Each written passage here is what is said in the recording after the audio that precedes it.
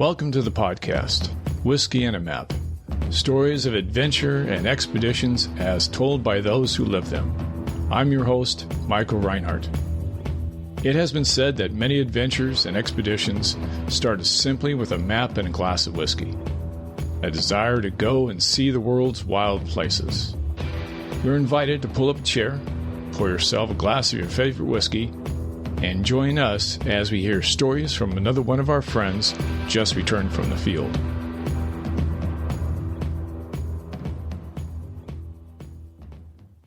Our guest today is Steve Elkins. Steve is an American filmmaker and explorer.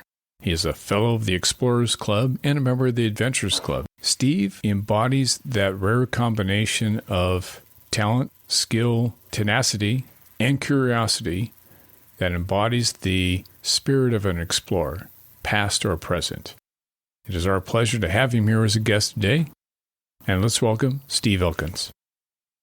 Steve, welcome to the podcast.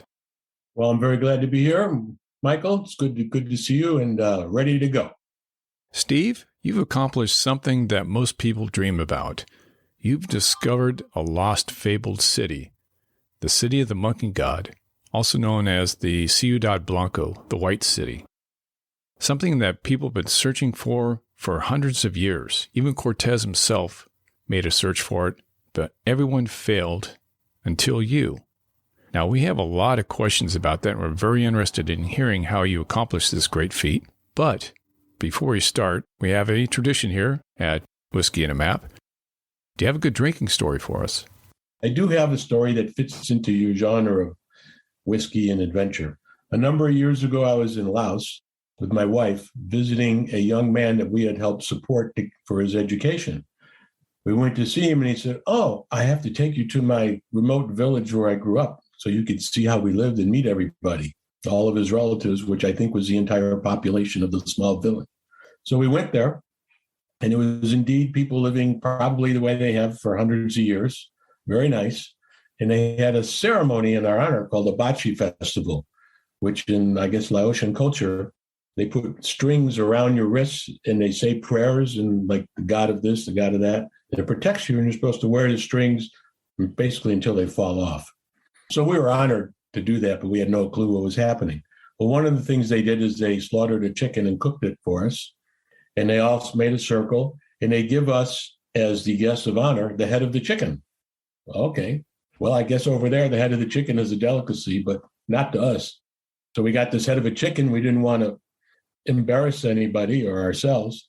So we took it and kind of went like, and by sleight of hand, pushed it down our pants or something. They may have known, but anyway, they let it go by. After that, the women in the group, now they didn't speak English except for the young man that we had helped educate. So not everybody knew what was going on, including us.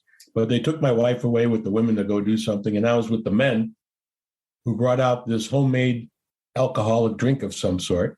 And I was a bit reticent to try it. I had no idea what was in it. Maybe I might get quite sick. But they were laughing and singing and having a great time and saying, take it. So, of course, I had to. And I did. It tasted awful. But I got drunk very fast. Didn't really care after a point. And went along and just made noises with them until we were all really drunk as a skunk. And then that was over. I didn't feel so good later on in the day, but I survived. When in Rome, do as the Romans do. That's the moral of that story. Yeah, I can remember eating things of dubious provenance, things you really couldn't identify. However, when you're sitting in that village, you just eat what you're offered and smile. You have to do it, yes. Steve, take us to 1993. Who were you and what were you doing? Well, I was still Steve Elkins back in 1993, but I was working in the television business. I was a cinematographer and an occasional producer, but also partners in a company that provided television equipment, camera systems, satellite trucks, editing systems, and so on, all over the world. It was actually a pretty good business. And as successful as it was, I was a bit bored with the business aspect of it because my real background was in the geosciences and I loved adventure. In fact, when I was a youngster, they used to call me over the ridge Elkins or over the next hill around the corner. I always wanted to go just beyond where everyone else wanted to go because of my curiosity, which didn't always enamor me to my friends, but that's the way I was. So I had this idea. Now that I got this company and I can produce TV shows, we're all, behind the camera guys. Why don't I do something that involved adventure and science and discovery? So I put the word out in the street, and a director friend of mine said, you got to meet this guy named Captain Steve Morgan. He's a real treasure hunter, raconteur, explorer. And he told me that he's looking for this fabled lost city in the jungles of Honduras. You got to meet him. So I called him up. He came to my house, and he was driving an old 1970s Cadillac or Oldsmobile or something. And he opens up the trunk and he pulls out this very map. I got this idea from watching Wayne White's interview that you did a short time ago, who I happen to know. This is old map. And she showed me, I've been using this map, this aerial aviation map of Honduras, and he showed me different points. And I think I know where this lost city is. I said, great. I said, what should we do? He said, let's go there. I said, great. All right. So we organized an expedition. He had his best friend that he grew up with in St. Louis named Bruce Heineke, who was living in Honduras. He became our fixer. He organized everything. Bruce is a story in himself. He's right out of like a B movie or a novel. He was what I think a double agent. He worked for the DEA and the Colombian cartel at the same time, and how he stayed alive, I don't know. He's dead now, but so it doesn't matter. But he did for a long time. So we organized it. I organized my end, and we went down to Honduras in 1993 to go look for this lost city with Captain Steve Morgan, who claimed he knew where it was. What's the backstory on Morgan? Who was he? Well, Morgan grew up in St. Louis, along with his friend Bruce Heineke. When they were kids, from what they tell me, they used to go out looking for Indian artifacts, so arrowheads and so on, and Civil War memorabilia and so on and so forth. And they did this growing up. And I think they were actually business partners in an auto parts store at one time, but their wanderlust got to them, and they eventually started looking for sunken treasures, sunken ships, lost cities, and you name it, any kind of adventure. They had some wild, wild stories of themselves. And so I came into him when he was actually looking for this lost city of Ciudad Blanca in Honduras. That's when I met him. And he said, come along. I said, okay. What led you to focusing on the Mesquite area for your search? Well, I didn't focus on it. Steve Morgan focused on it because that's where all the legends and all the people who've been looking for 500 years, that's where it's located, in the jungle of eastern Honduras. It has nothing to do with mosquitoes. Most people hear the name and they think, oh, it must be full of mosquitoes. Of course it is, but it's really named after the Mesquite people. It was an indigenous group that lived there. It was a name the Europeans gave it. You've gone into that area many times. I want to sort of set the scene. Can you describe the land and the area that you go into?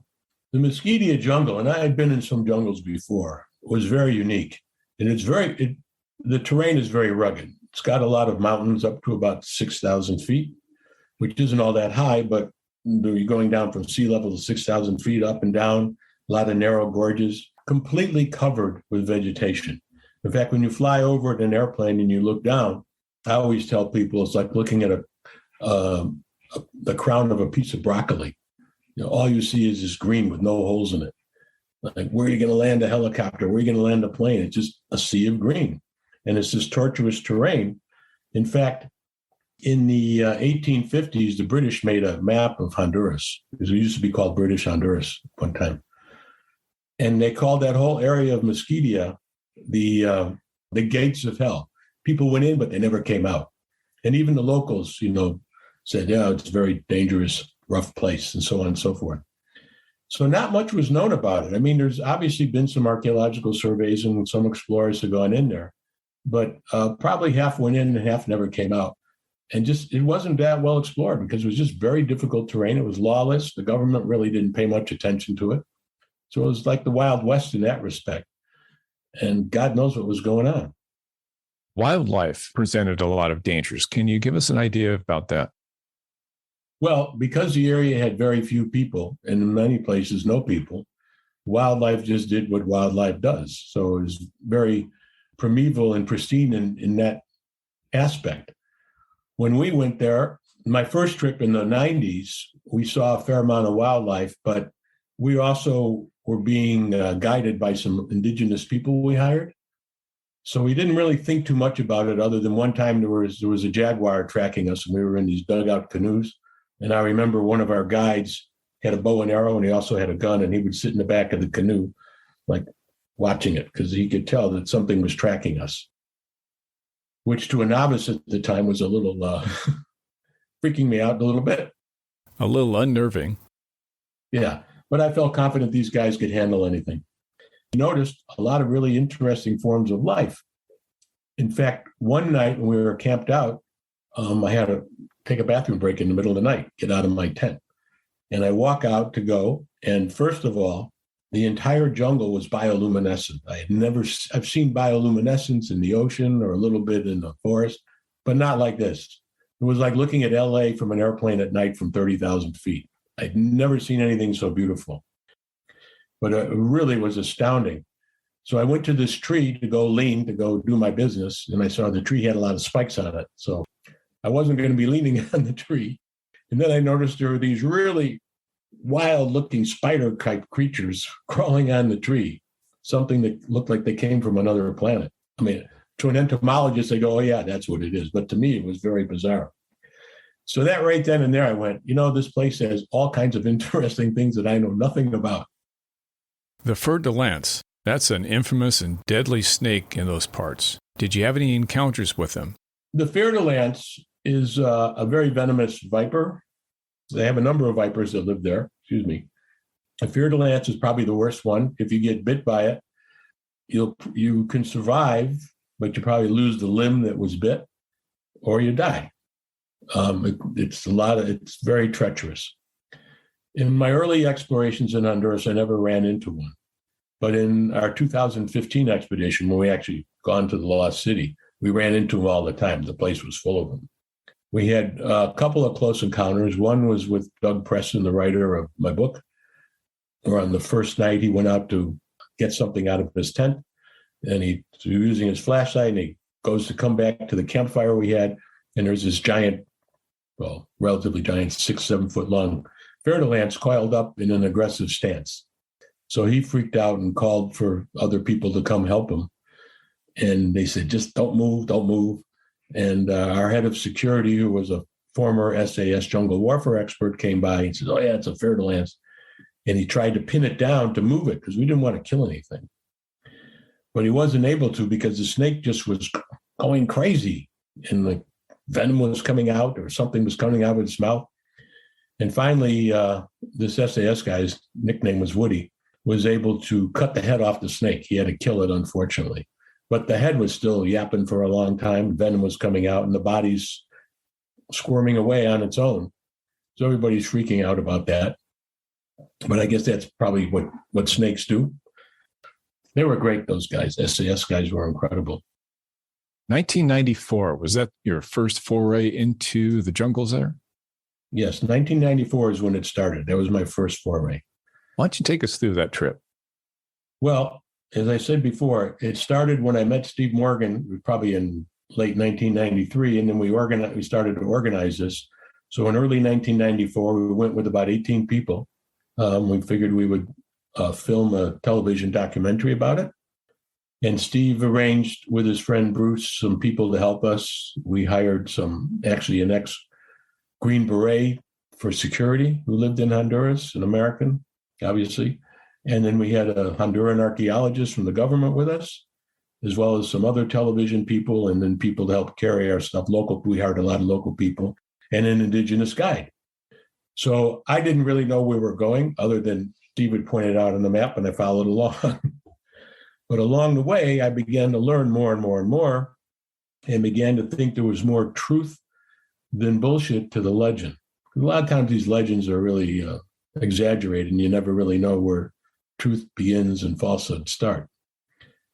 There was one day we're high up in the mountains after days of walking, first paddling these 5 million pound dugout canoes, make them out of mahogany trees, and then walking.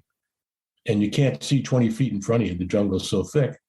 We're on this river, small river, and there's a boulder about I don't know, maybe it's about 4 feet across by 4 feet tall.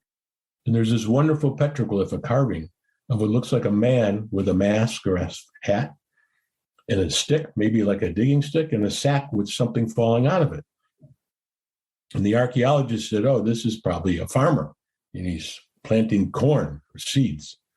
I think he was guessing it, And I said, well, okay, but I can't imagine anybody farming here. You can't even see 20 feet in front of you.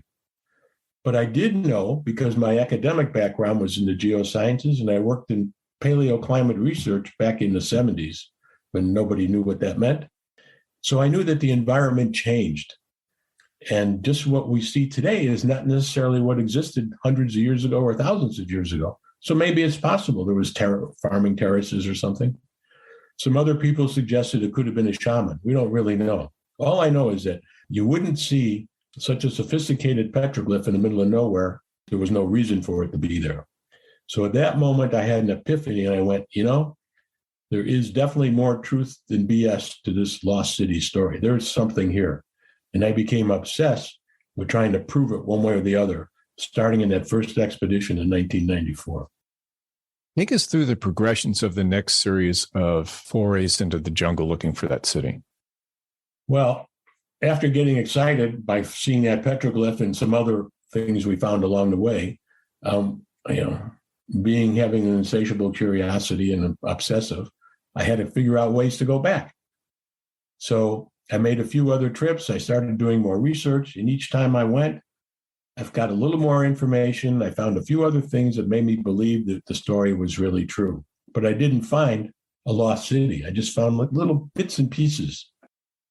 Along that course, a couple years later, in around 1995, 96, 97, I had a friend who was involved in finding the lost city of Ubar in Oman, which was a big discovery. It was on the cover of Nat Geo.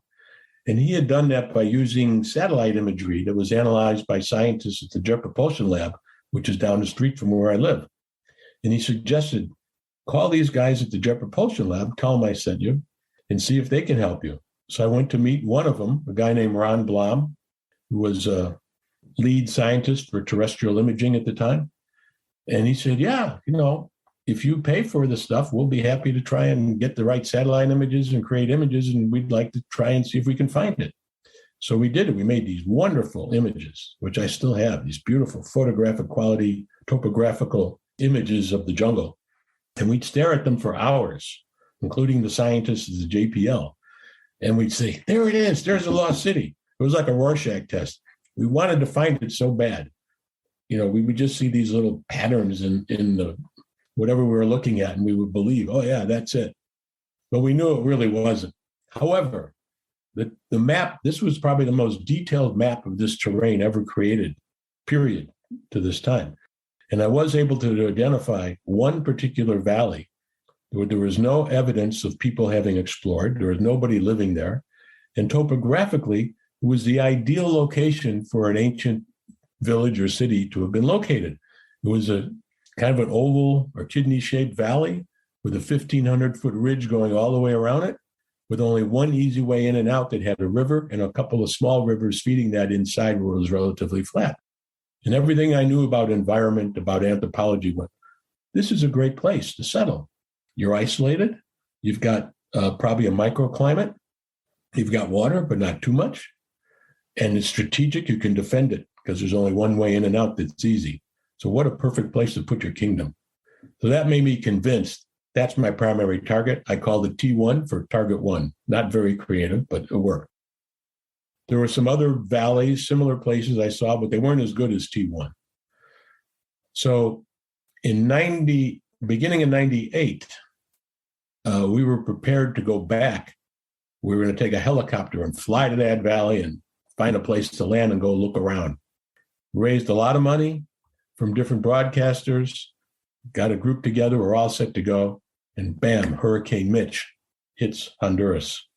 Over 7,000 people died. It devastated the economy. It was the worst hurricane ever in that part of the world.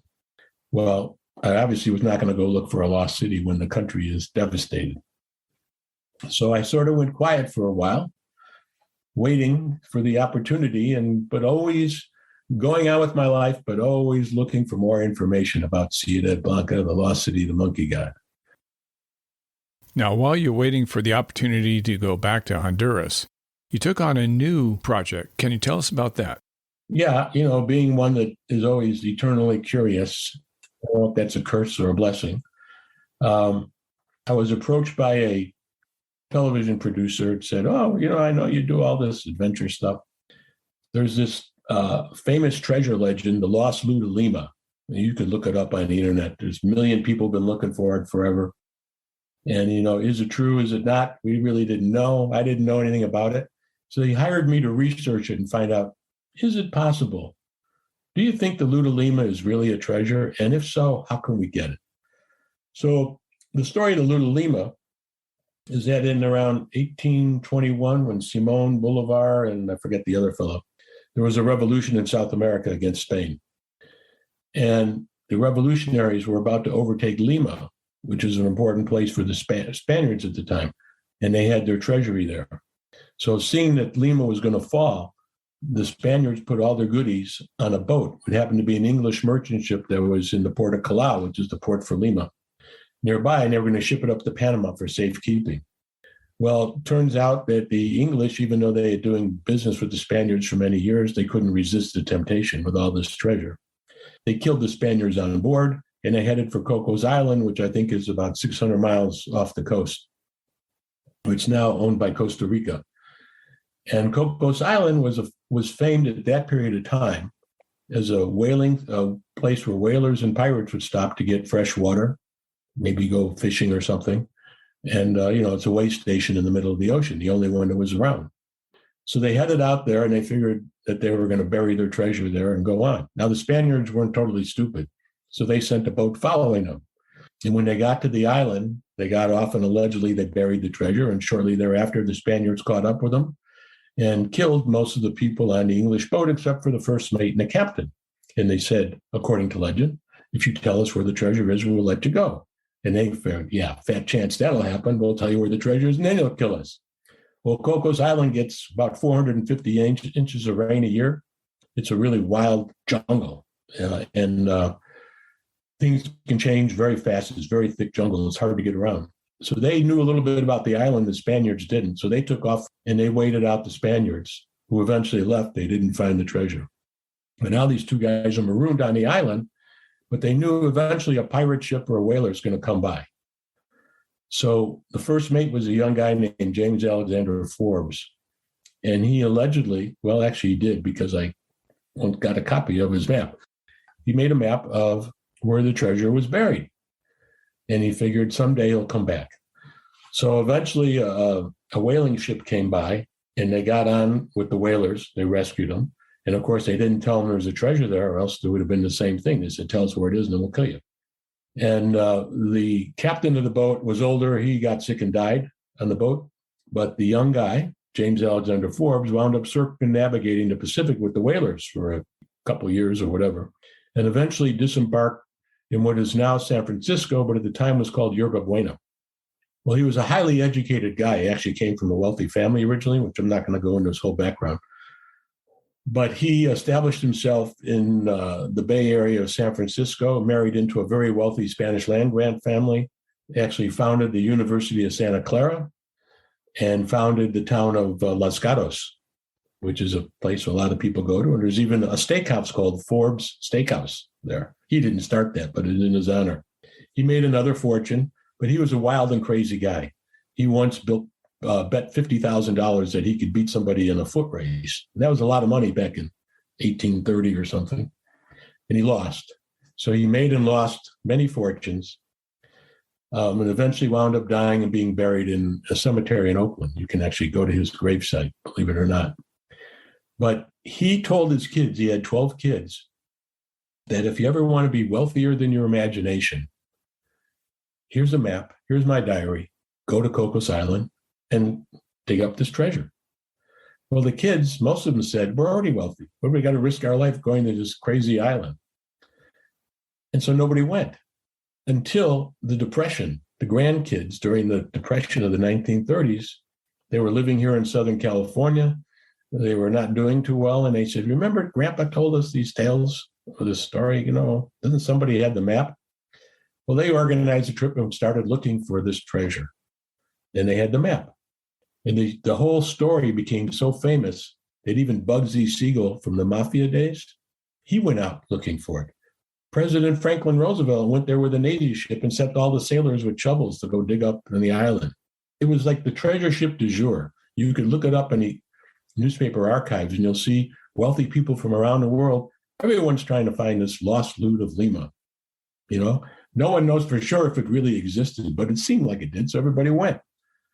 And eventually, Costa Rica sort of put the end to that because they were digging up the whole island. They went out there with all kinds of heavy duty equipment and they're excavating the island. Now, the Forbes family I did track them down, all the descendants. And I said, do you guys have the map from your ancestor? No, we don't know what happened to it.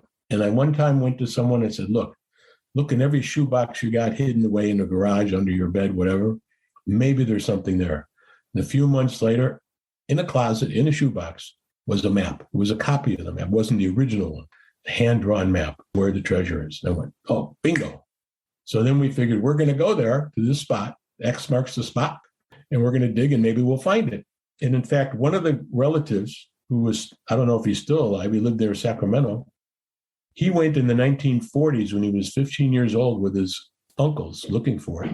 And they went to that spot and they found a gold chain and a piece of sailcloth on top, thinking maybe that was a marker or something. Or maybe somebody else dug it up and they dropped that. Who knows?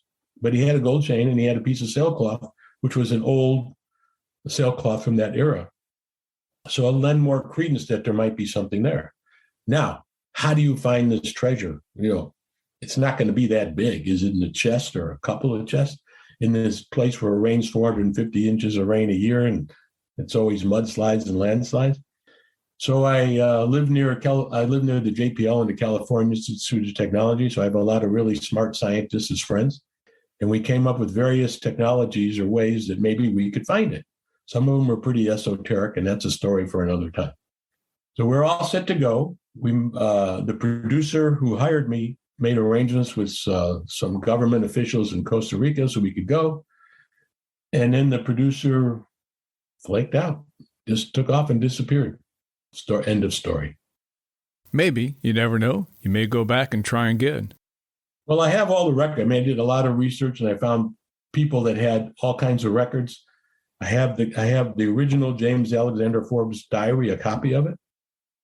And I have the map and I have all the research we did. We even made it like a 12-minute trailer explaining the whole story. So it's a great story and it's waiting to be done. But I was more interested in going to Honduras than chasing the treasure story. And let's go there, back to Honduras. You learned about a new technology that you thought would help you in your search. Can you tell us about that? Well, as I stated earlier, I got frustrated in 1998 when because of the hurricane, we couldn't do our helicopter trip, which was probably a good thing because we really would be the blind, leading the blind, walking through this valley, hoping we'll stumble on something. So in 2010, after this was kind of just something going on in the back of my mind, I'm always researching, looking, reading, trying to find out more information. I get a phone call on this may have been early 2011. I get a phone call on a Sunday morning from Bruce. I hadn't talked to him in 10 years at least. And I wasn't sure I really wanted to because he was a character. You never really knew what was going to happen. And he said, my wife's Honduran, her father died.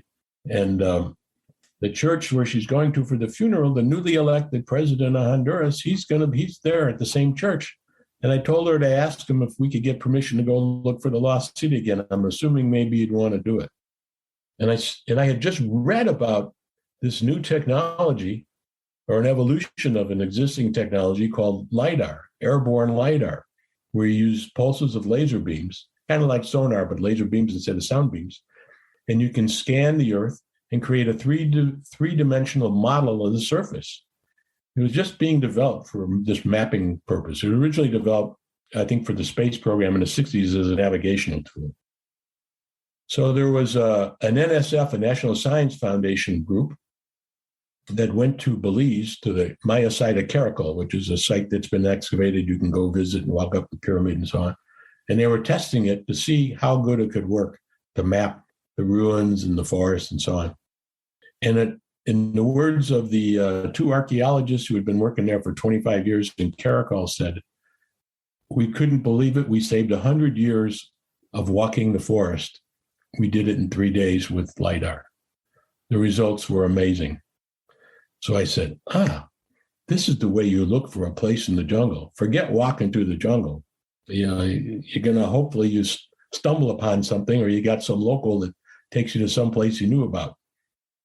So I contacted the group from the National Science Foundation that was doing the LiDAR. They were based at the University of Houston, and said, hey, you think we could use LiDAR for this? And they said, well, you know, this jungle that you want to go to, it's 50-meter triple canopy. It's as thick as there are in it as any in the world, much thicker than Caracol and Belize.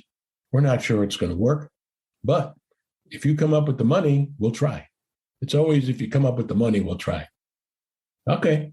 So I came up with the money. You know, I raised the money, and they said, all right, we'll give it a whirl. And I convinced the Honduran government that this would be a worthwhile thing to do. And they said, okay. In 2012, we went with the LiDAR, not knowing if it's going to work. We spent a lot of money. A lot of things happened along the way.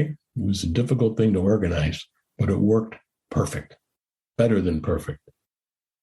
Now, my understanding of the way the LiDAR works is it was placed in a plane. It basically does a series of passes over your target areas, mapping it with this laser pulses. Is that correct? That is correct. It's kind of similar to a riding lawnmower.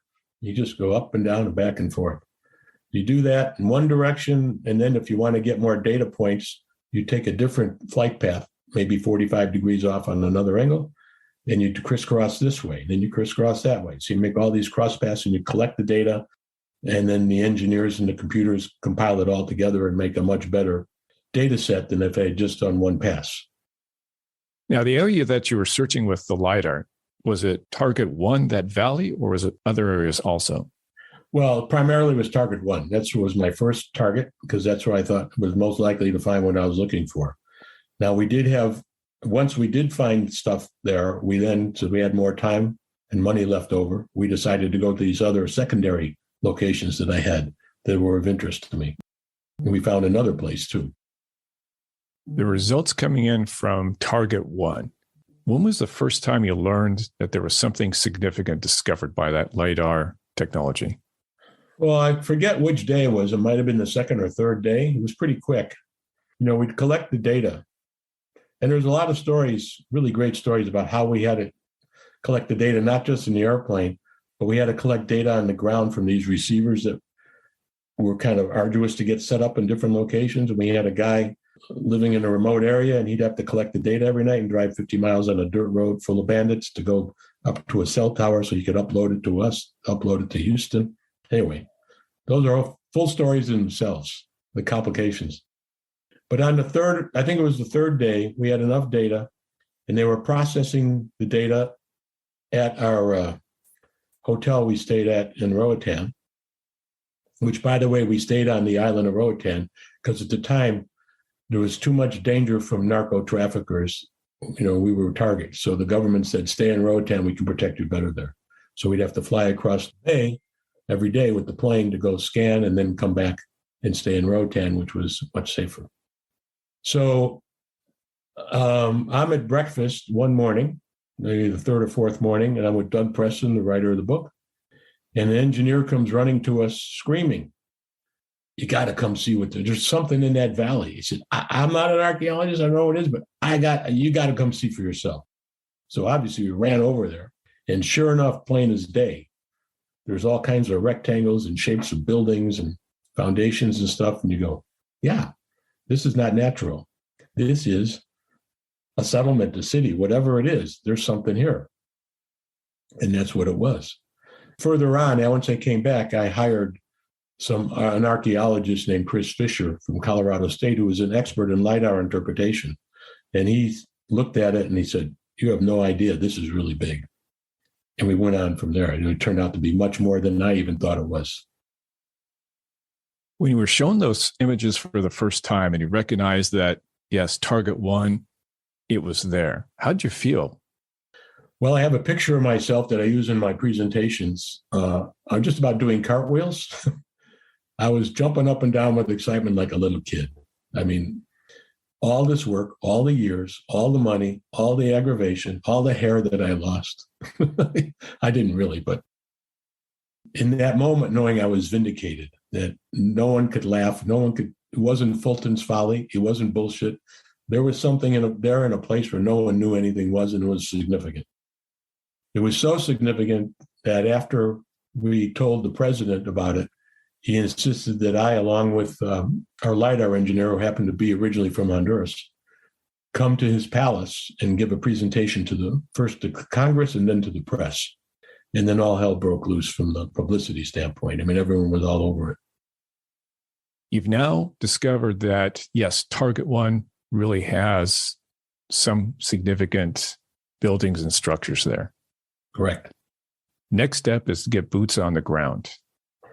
Right, which is not so easy. You'd say, oh, yeah, we'll just, next week, let's go there. No, not quite. First, it costs a lot of money. All right. You got to raise the money. And then you got to put together a different kind of team to go. I mean, you don't want to waste the opportunity just to go there and look at it and go, oh, yeah, there's some stone foundations. I have no idea what it is. So I have to put together a team of archaeologists, anthropologists, botanists, wildlife people. You want to take maximum scientific advantage of this trip that may only happen once in your life. You don't want to, it's like going to Mars. You're just not going to send someone there as a tourist. You're going to bring a team. So it took a while to assemble that, get the money, and then I had to figure out how I'm going to do it. The Hondurans told me, yeah, there's no roads. You have to go in by helicopter. But I said, well, can I use one of your military helicopters? He said, well, they need maintenance. You're going to have to pay to make them airworthy maintenance. So whether it's a shakedown or whatever, that did not bode well. So then I went on a search to bring my own helicopter. My partner and I, Bill Benenson, who helped finance a lot of this, really great guy. He said, well, maybe we'll buy a helicopter and then sell it when we're done. So we'll make back most of the money. So we looked into buying a helicopter. But I remembered I had a friend from the days when I was working as a cinematographer. I did a lot of aerial stuff, who owned a helicopter company in San Diego. He was a great pilot, and you could eat off the floor in his hangars. Everything was meticulously maintained, great fleet of choppers. And I talked to him, and he said, yeah, it sounds exciting. Maybe I can work out a deal. I'll send my best pilot, my best mechanic, a really good helicopter for the job and spare parts, and you'll do it. So we made a deal, and they flew the helicopter, which it was stationed at the time in Santa Fe or Albuquerque, and they flew it from Albuquerque to Honduras with this really great pilot named Miles and a great mechanic named Jeff and a helicopter full of spare parts. Took them like 4 or 5 days to get there. So we knew we had one helicopter that would work and was safe. Then the Hondurans said, well, we got our military Hueys, probably from the Vietnam War era, and they're flying. And we want the military to go with you for security. Of course, they want to make sure we don't steal anything too. So they gave us one of their Huey helicopters, and we had our really cool helicopter we rented from my friend. And that's how we went. So let's take that helicopter ride as you're coming into Target One, that valley. Take us there. It was pretty exciting. I'll start from the very beginning. We had 2 helicopters on that first foray. I was in the lead helicopter, which was the helicopter that we brought down with a couple other people. And then there was some other parts of the team. We could never take everybody at once. We had to ferry people back and forth in the Honduran military Huey helicopter. And the plan was going to be that we would always fly 2 helicopters at the same time in case one had a problem. At least you know where to go find the bodies, at the very least. Okay. I mean, we joke about it, but that's the reality. That's probably what's going to happen. So it was a great idea, but it didn't work in practice because no sooner did my helicopter lifted off and we're hovering, waiting for the other one. We're waiting. Where are they? And I'm looking back, and I think you saw this in my TED Talk. You heard about it. The military helicopter was like pitching and yawing just a few feet off the ground. And I'm asking my pilot, is this what these Hueys normally do? And he goes, no. Well, anyway, eventually it got up and we go and we're parallel and we start going off to the jungle. Everything's hunky-dory. And then I look behind me and there's no Huey. It's not there. I go, shit. The whole thing is falling apart now. People got killed. They crashed. Everything's over. It's a disaster. And no sooner than I had that thought, there was a crackle on the radio, and it was the pilot from the helicopter saying that he had a problem with his stabilizer computer, something that helps keep the helicopter flying straight. And he went back to the base that we had, the staging area, and he made it, and everyone was safe. So I went, okay, they lived. It's okay. But now we're by ourselves. But we're not going to go back and wait. So we went anyway. And I remember Miles, our pilot, who was great. He said, I'm going to fly you just over the treetops. We're going to go over this ridge into the valley where the city is. And it's going to be exciting. And it was. I couldn't believe it looked just the way I imagined, this verdant valley surrounded by this 1,500-foot ridge. It's a perfect place. Then we zipped around.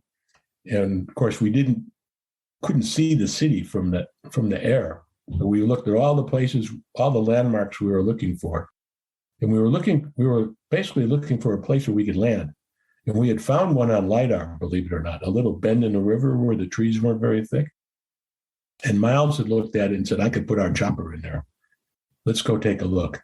And we went into this narrow little spot, and there was an opening in the forest, and there was a little river.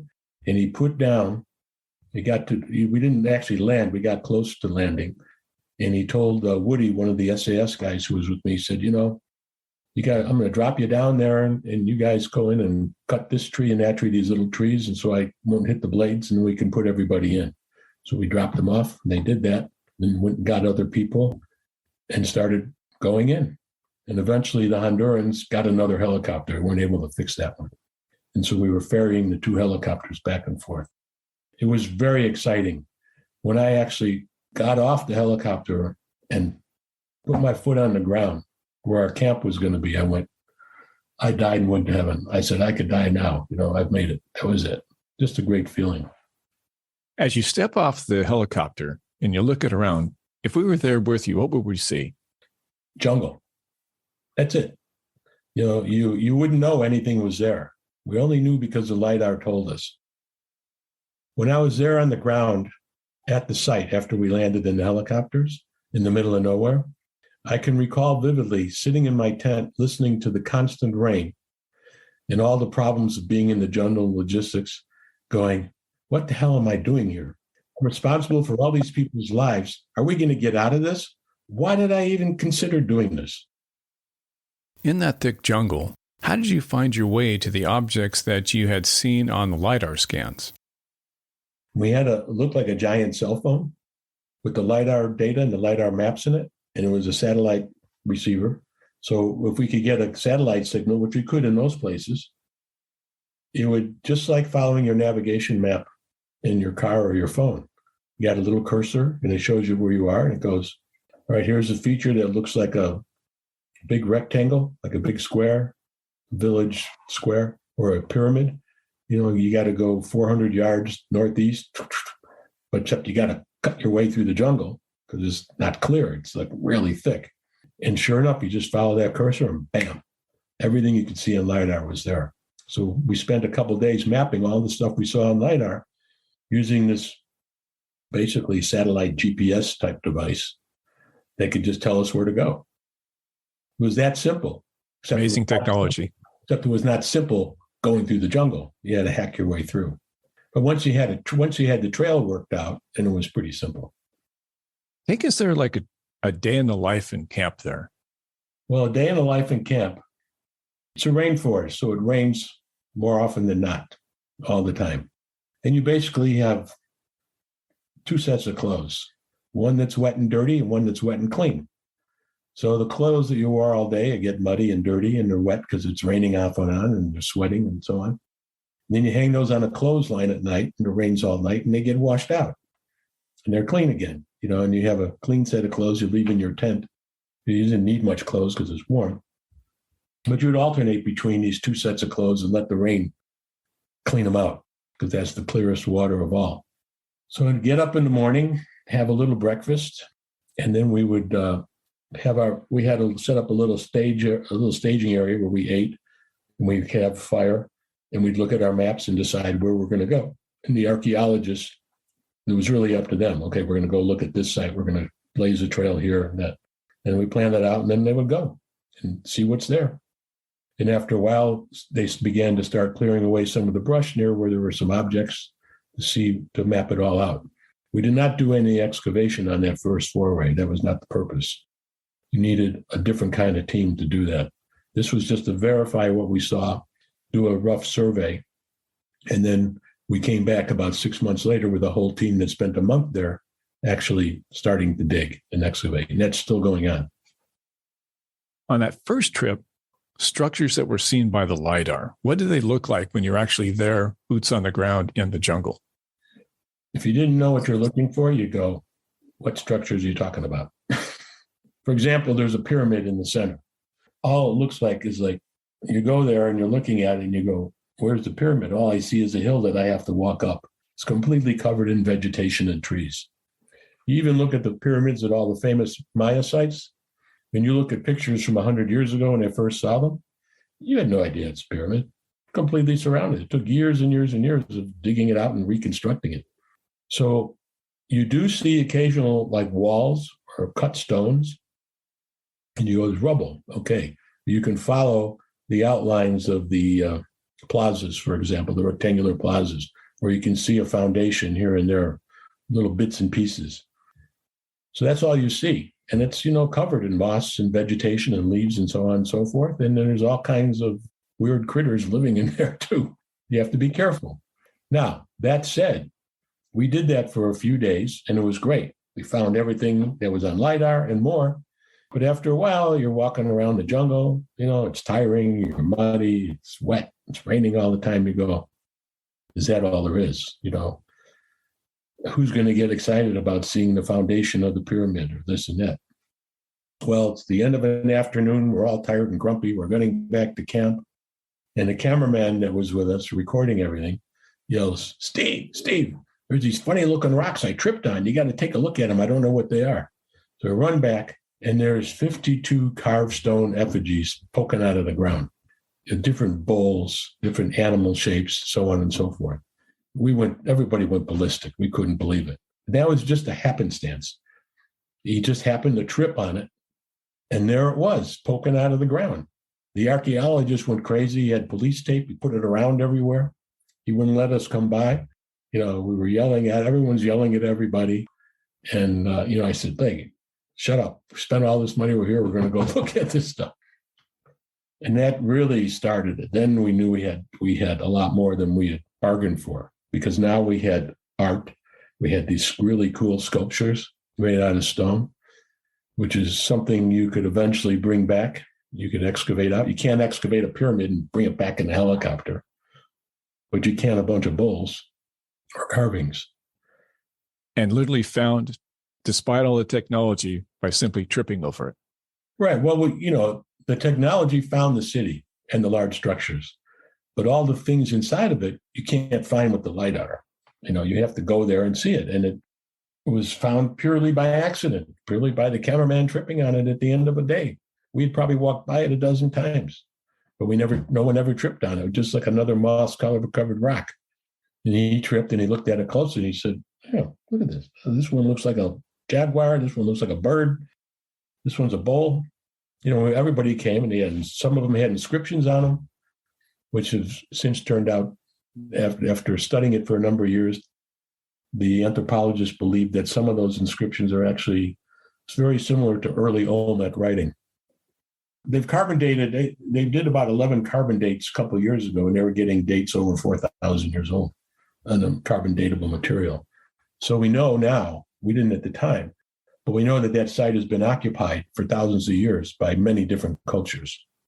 There's been many series of occupations. So people been there for a long time. And since that first trip, have you yourself gone back? Oh, yeah. I went a number of times. I just have not been back since COVID. I'd like to go back, but when COVID came, a lot of things fell apart. We were also set up a program to preserve the rainforest because we had noticed that when we set up our camp there, that the animals would just walk freely through the camp at night, and they weren't really bothered by our presence. Similar to if you go to the Galapagos Islands, I remember going there in the 80s, and I think it's kind of the same way. The animals really weren't afraid of you. So we noticed that was the same in the jungle. So we figured, okay, there's been no people here. This must be special. So Bill Benenson, my partner in this project, and I commissioned Conservation International to organize a biological survey of the area. We brought in 12.5 biologists from Central America and from the States, and they went out there doing an assay of the flora and the fauna, because we wanted to find out, is not only this place of interest from an archaeological standpoint, but is it of interest from a biological standpoint? And it turns out it was. And they issued a 200-page report that there were species of life that they thought were extinct, were flourishing there, and species they never had seen before. So this was a special place. And in the interim, there's been a number of NGOs studying all this, and they've determined that this part of the jungle is actually the heart of the wildlife corridor between North and South America. It's a very integral ecological system. Unfortunately, it's under duress from narco traffickers, illegal cattle ranching, all the problems that they have in the Amazon, everywhere else is there too. And if it fails, there will be a cascade of ecological, I don't know if you call them disasters, but ecological changes that'll be pretty pronounced. So there's been a movement which we helped start to preserve this area and protect it. And up until COVID time, they were doing a pretty good job of it. When COVID came, everything started falling apart from a political standpoint. And, people were getting sick, people were dying. And then the administration changed a year ago. They had elections, and the prior administration lost out. And the president who was there, who actually supported us quite a bit, is now in jail in New York on drug charges. So everything changed. A new administration came in, and not much happened over the past year. But in the last couple of months, I see great signs of progress starting to be made once again. So I'm hoping that in the near future, it'll be okay for me to go there and there'll be positive things happening. It's good to hear. What have the archaeologists and anthropologists learned so far about the civilizations that were in that valley? The archaeologists have been studying it now for 7 years, going on almost 8 years now. And they did do carbon dating, and they got dates as old as about 4,400 years ago. And they've determined, once again, that they believe that there's been many cultures that have lived there over the millennia. They don't know exactly which ones. They do believe the original inhabitants migrated up from northern South America. That's the current thinking. And they interface with whatever the groups were, the Maya, the Olmecs, who knows. They probably traded a lot. If you look on a map, you can see it's sort of centrally located. So it makes perfect sense. That's pretty much what they know about them. We did find a bunch of, I call them glyphs or ancient emojis on some of the sculptures. I mean, some of them are obviously decorative, like if you have, a rectangle and they keep on repeating it or something, that's just a decorative symbol. But if you have a series of symbols and each one's different and they're separated by a parallel line, 2 parallel lines, it's like a storyboard in my mind. And now the anthropologists agree, yes, these are telling us, these are symbols that are explaining something. We've had a lot of epigraphers look at it. The question is what it's saying. They're beginning to decipher it, but they're not really sure. But they did notice recently that many of the symbols are similar early Olmec writing that they already knew about. So it's quite possible that the Olmecs were interfacing with those people at one point in time. We don't know. I mean, people will be studying it for a long time.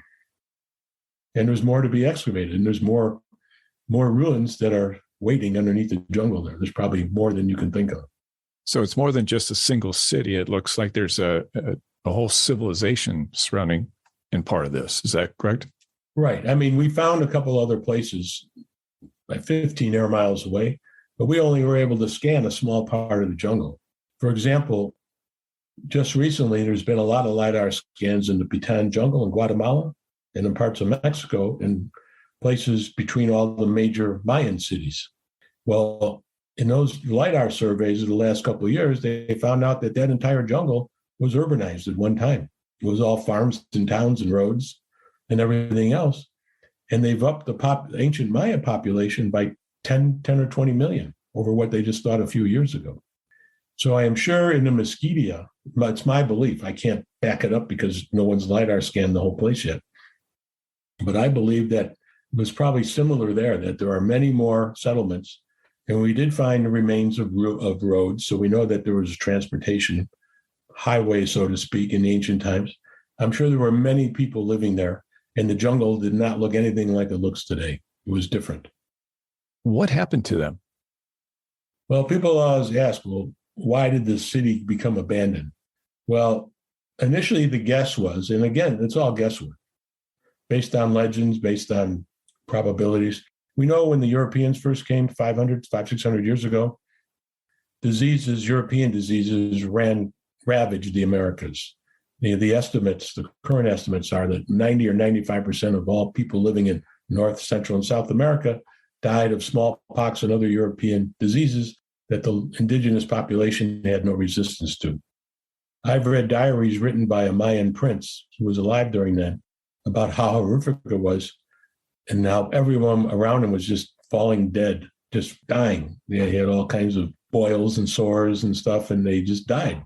Their societies fell apart in very short order, within 100 years. So they may have been part of that. That might have killed them off. Or there could have been some other catastrophe. For example, 60% of our crew got a horrific parasite called leishmaniasis. That it was just endemic to that. The leishmaniasis is all over the world. It's a horrible parasite. There's no real cure for it. But there was a mutated version that lived in this valley where T1 was, that people got, and it was pretty bad. And the NIH, Anthony Fauci's group, has been studying and treating them since 2015.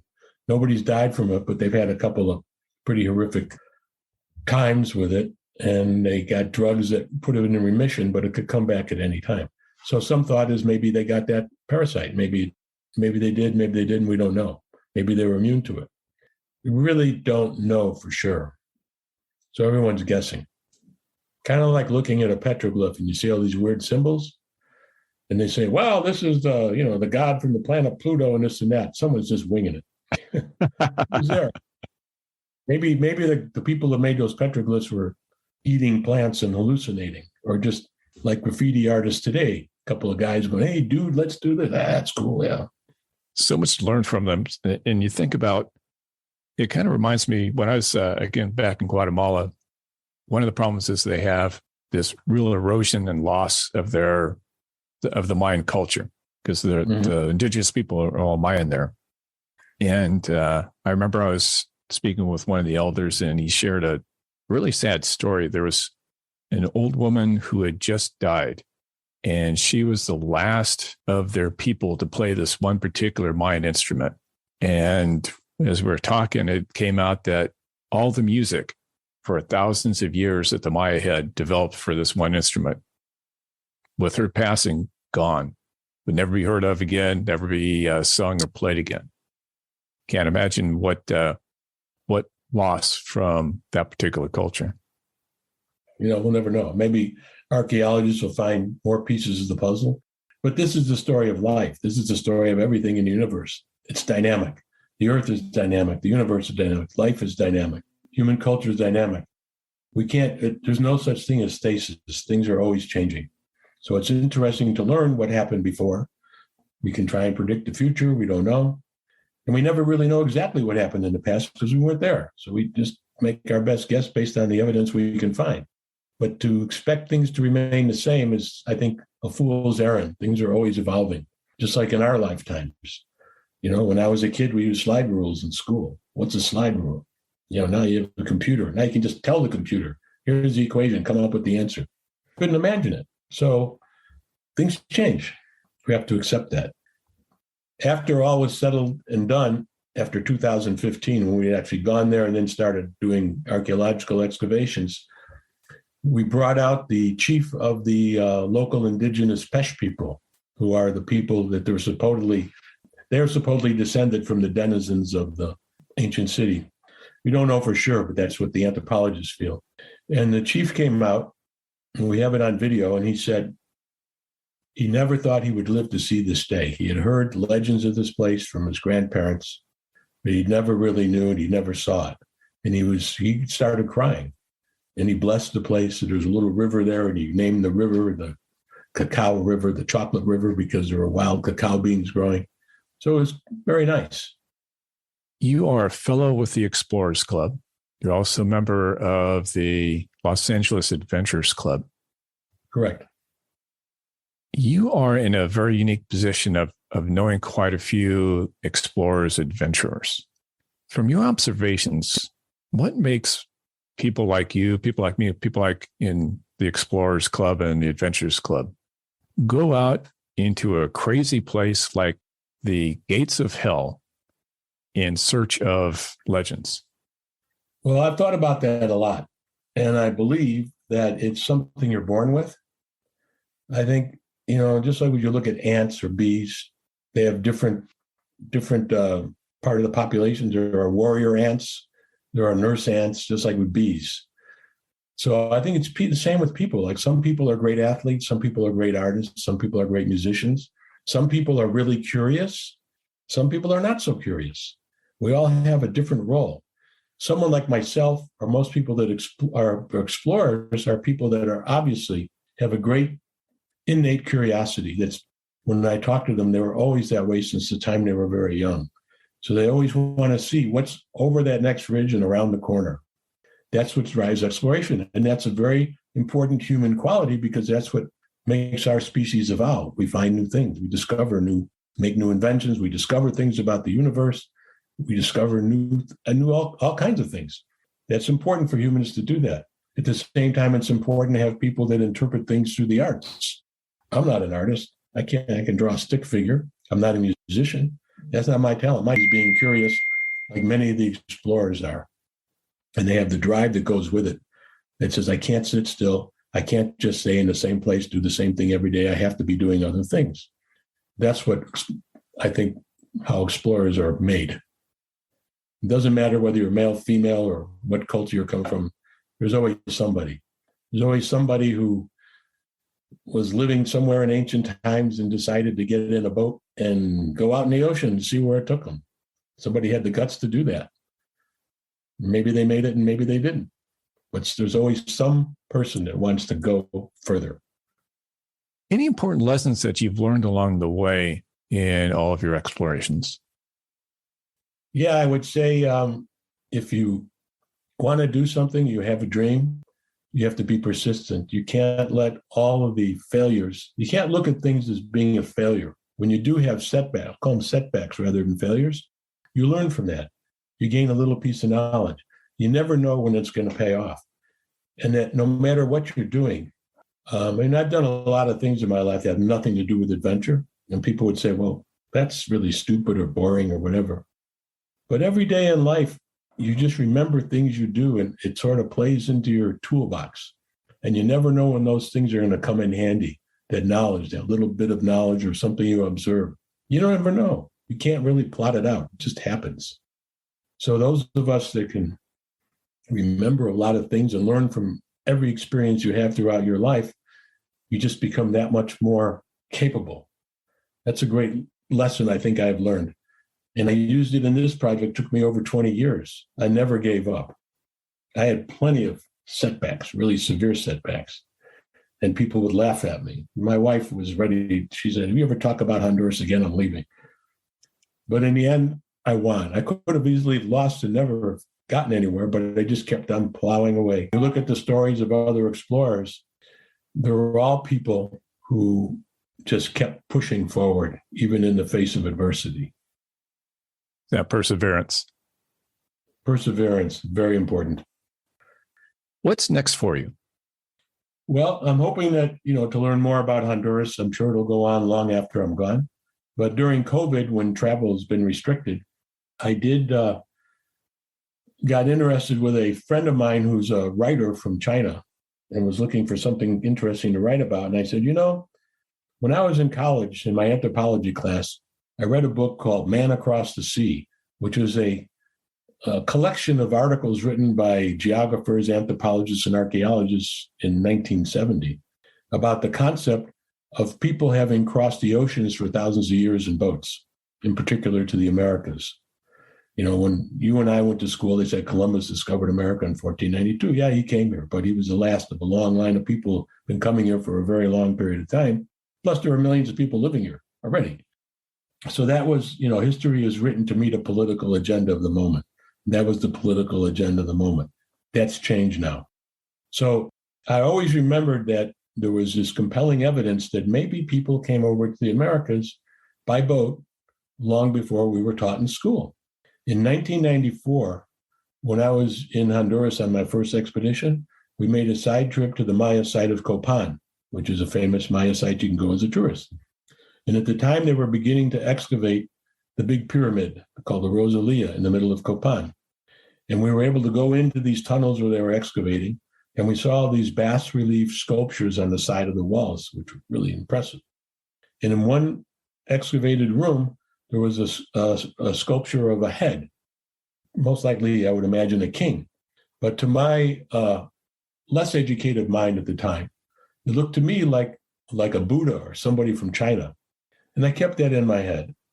2 years later, I was in Washington, D.C., where they were doing a press conference about another new find in Honduras at a place called Tagua Cave, or Cave of the Glowing Skulls, where some people by accident found crystallized skeletons in a cave not far from the Mesquite jungle. Turned out to be 3,300 years old, and a whole another story. So I was somewhat involved with that. I was the first one to put up some money to get it guarded and sent the first scientists in there. But that was the end of my involvement. So I was there just for the press conference, and I was talking to the head of archaeology for National Geographic, a guy named George Stewart, very well-known Mayanist and so on. Unfortunately, no longer here. And I was telling him about the sculpture I saw in Copan, and he goes, I saw that same thing, and I had exactly the same thought. There's definitely a connection between Asia, possibly China, and what's going on in Central America in ancient times. There must have been contact. We need to follow up on that. And so it was always in the back of my head, and I didn't do anything since 1994. And now I'm sitting around at home in COVID going, what am I going to do? And I rereading Man Across the Sea. I remember that conversation. I called my friend and said, hey, you're from China. Do you think the Chinese would be interested in this? And she said, yeah. So we've been working on a book all about ancient maritime explorations of the Americas from all over the world. And it's been absolutely fascinating what we found out. There's a lot more out there than people can even imagine that would happen in ancient time. If I recall right, the Chinese had vast, large fleets, and the documentation so far is that they went west towards India and all those trade routes, but there's no reason why they could not have also gone east. There are a lot of other more concrete evidence that shows people from Asia came to America a long time ago, besides walking over the Bering Strait. Now, sort of the mainstream idea in archaeology is that more people, instead of walking, came across by boat, what they call the Kelp Highway. They just island hop because the ocean levels were 400 feet lower a few thousand years ago, and they didn't have to really travel that far in the open sea in the North Pacific. And similarly, in the South Pacific, there were other similar currents and stuff that could cross. They go to South America, and the same across the Atlantic, North and South Atlantic. In fact, I met a guy who built a 2,500-year-old Phoenician sailing vessel because there are legends that the Phoenicians came to South America. All right, there isn't 100% concrete evidence, but these really compelling legends and some interesting finds genetically, culturally, blah, blah, blah. So this guy decided, I'm going to build a boat based on the designs. He had it built with the same materials, the same construction technique. And in 2019, he sailed it from Tunisia to Fort Lauderdale. And some of the members of the Explorer Clubs were part of the crew. And I actually had him come here and give a lecture about it. His boat's going to be in a museum in Iowa at the end of this year, believe it or not, in Iowa, near the Mississippi. So you just don't know. The Mayans, I had no idea until a few years ago. The Mayans also crossed the Caribbean and the Gulf of Mexico and traded with North America. They had boats. They had trading boats. Now, it's not like crossing the Atlantic or the Pacific, but they use the oceans. They could have gone along the coastlines and they could have gone just straight up. I don't know which ways they went, but they found their old piers.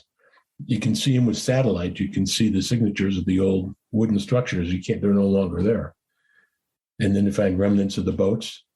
You talk about the giant Chinese fleet from Zhenghe in the early 1400s in the Ming Dynasty. It was the biggest fleet ever assembled. There's no direct evidence that they came to California, but we do know they went almost everywhere else. And it certainly seems they could have easily come here. Polynesians sailed across the ocean. I have a friend who's with the Polynesian Voyaging Society, and there's their chief navigators in the club, Nainu Thompson out of Hawaii. They sail all over the Pacific just in using the old school methods. They could easily have come here. So it's a fascinating subject. And will we find the 100% irrefutable evidence? Maybe we won't find it, but somebody will. The young marine archaeologists with new technologies are finding stuff we never knew existed and making connections. So I'm sure that in the not too distant future, we will find stuff. Like right off the coast of California, where we're from, between Southern California and the Channel Islands, thousands of years ago, again, the water was 400 feet lower. They're finding villages and settlements in hundreds of feet of water between here and the Channel Islands, and even between San Francisco and the Farallon Islands. Noah found settlements in 450 feet of water today. So what was is not what is, and what is not what was, or what will be in the future. It's always changing. We have to open our minds to that and not get a fixed idea that it only happened this way. We don't really know, other than it changes. That's the constant change. Yeah, that's the constant. And our job as explorers is to try and figure it out. Now, for folks who want to follow you in your career, how can they do that? Well, I don't really have a website. There's been 3 books written about this project. There's The Lost City of the Monkey God by Doug Preston, came out in 2017. There's National Geographic came out with a book last November called Lost Cities, Ancient Tombs, 100 Discoveries That Changed the World. We were one of the 100 discoveries, archaeological discoveries. And they put it in there because our novel use of airborne LiDAR as a pure tool of discovery in a place that no one had any idea there was anything there. It wasn't like, oh, yeah, we know there's something in this corner, we'll just go from there. No, this was a complete blank slate. And then just recently, I happen to have a copy in front of me here. There's this educational book for kids 8 to 12 called Secrets of the Lost City by Sandra Marco. It's for kids 8 to 12. It's only 56 pages long, but it's got great graphics and pictures and explains what happened, the story of Ciudad Blanca, the Lost City, the Monkey God, the LiDAR, good explanation of LiDAR for kids, what happened, and then all about the jungle and the culture, the biological patrimony, the animals and rainforest conservation. It's really well done. So there's that. There's a million articles on the press. Is in the New Yorker. Is it National Geographic did a 1-hour story on National Geographic Explorer in 2015. They put it in the magazine that year. And now we have a 2-hour documentary on Discovery Plus called Lost City of the Monkey God. So if you got Discovery Plus, you can watch that. And then I have a Facebook page, which is under my name. And I once in a while post something. It's not always about the Lost City. But I don't, at this point in my life, I'm not building a career on this. So I just sort of do what I do. And you can always contact me on social media and I'll answer. I'll have links to those books that you shared with us in the notes below. Any final thoughts? Well, I have to say that I feel very fortunate to have this happen in my life. In 2012, I was 60 years old. I'm 72 now. I'm going to be 72. So I didn't have this kind of success in terms of exploration until late in life. And how lucky am I to have this? I mean, most people never have this kind of experience or this kind of good fortune in doing something. So you never know. And I tell young people, never give up, be persistent, and you just always be situationally aware and remember everything because you never know where it's going to pay off. And I don't know what else to say. I feel lucky that my project turned out to become as famous as it did. I wound up giving jobs to a lot of people. I had no idea I was going to be giving them jobs in Honduras or other places, like a mini industry in a way. And it affected a lot of lives. We started a conservation movement in Honduras. People have no more pride in their cultural heritage.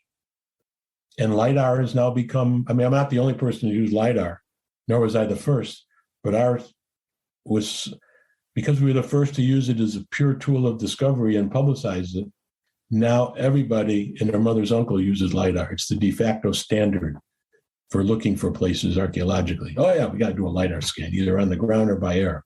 So we were one of the first to do it, and we got a lot of publicity for it, so now everyone does it. And it works great. Well, good on you. This has been a fascinating conversation. Well, I want to thank you for inviting me to be on your podcast. It's been very enjoyable. And I hope you find it worthwhile and your audience finds it interesting. Oh, I'm sure they will. I very much appreciate that you taking the time to be with us. And Steve, we'll see you down the road. Adios. Bye-bye. Thank you for joining us. We'll see you down the road when we get together again, share a glass of whiskey, and hear more stories of adventure as told by those who live them. Until then, check us out at michaeljreinhart.com, where you'll find more of my work as an adventure photojournalist.